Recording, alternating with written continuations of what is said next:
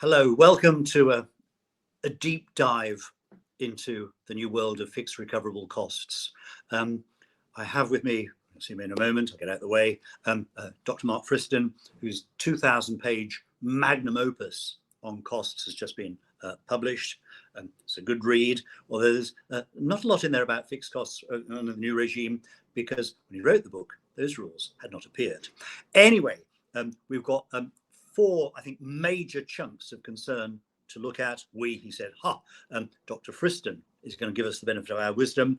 And also, don't worry about scribbling things down, because Dr. Friston, as ever, has produced a fabulous note. You may remember the one he wrote about Belsner. Fabulous note.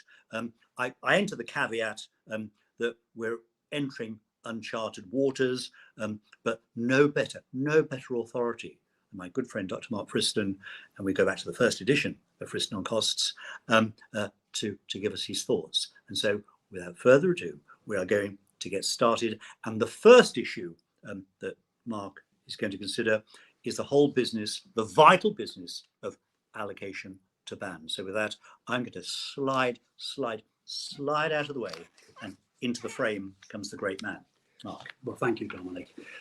Well, I'm afraid it's likely to be very difficult to challenge either an allocation to track or an assignment to band.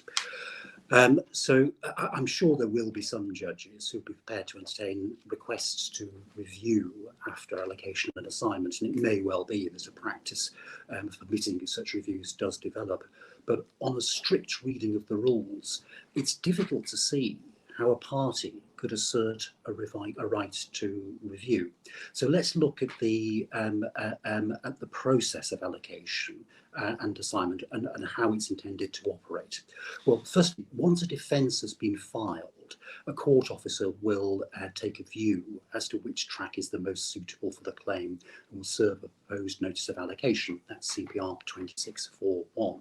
And the court officer may also give certain directions concerning the directions concerning the directions, the DQ. Allocation